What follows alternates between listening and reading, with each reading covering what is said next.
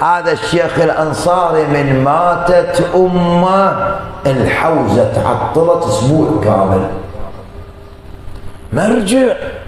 زوت العلماء، زاروا العلماء، اجوا العلماء توسلوا بي، قال له انت مرجع طائفه، قال لهم شو تريدون؟ قالوا له امك توفت الله يرحمها، قال لهم لا، من ماتت امي كان باب مفتوح الى الله، واليوم من ماتت انغلق عليه. حق الوالدين، بر الوالدين صعب واحد يأديه. قال له حملتها على ظهري من مدينتي إلى بيت الله كذا حجة، قال له ما وفيت، مو ما وفيت تربيتها، مو ما وفيت حليبها، مو ما وفيت حضانتها، مو ما وفيت سخونتك بالليل وقاعدة للصبح وياك، مو ما وفيت غسلك، ما وفيت أكلك الليل. احنا الرجال ننام والأم تتقلب ويا الولد. ايش قال له؟ قال له ما وفيت طلقة من طلقاتك. هاي الأم. الله يرحم سيد جاسم رحمة الله عليه، رزقنا شفاعته يا رب، خادم الحسين. ايش قال؟ قال قريت ببغداد جالي شاب وجهه ما شلون شكله صاير وملابسه متلعوسه واسود، قال لي ادعي لي. قلت له ابوي خلي ادعي لك والدك. قال والدي ما يحكي وياي. استغفر الله.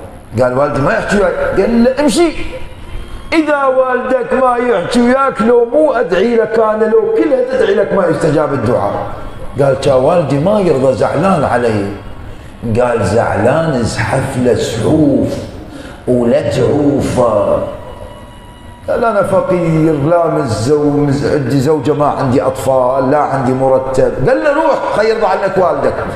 يقول سيد جاسم رحت سنه كامله، رجعت لنفس المجلس.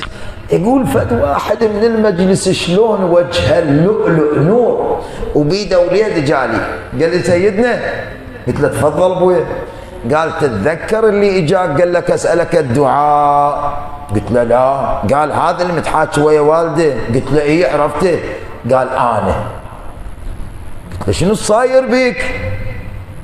قال سيدنا رحت لوالدي تانيته بالبيت، خليته يطب، ازحفت، اجيت ارد اقبل رجله ضربني، رجعت للباب ازحفت، وصلت يمه ضربني، رجعت للباب ازحفت وسبع مرات، بالسابعه من وصلت الرجله بكى والدي ومسح على راسي وتقبلني.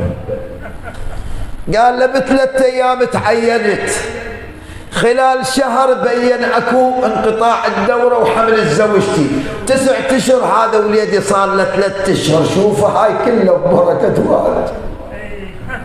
انت يا شباب بويا ترى صاحب الزمان مو سلعه بالسوق يشترى، دير بالك على والدك ووالدتك. والله يشوفنا احنا هذا اليتامى هسه احنا هذا ان شاء الله ما ناسينهم باعمالنا، بس بالله نتمنى ننطي عوائلنا كل احنا حتى يجي الوالده والوالد لو ليله وحده ننام يم رجليه.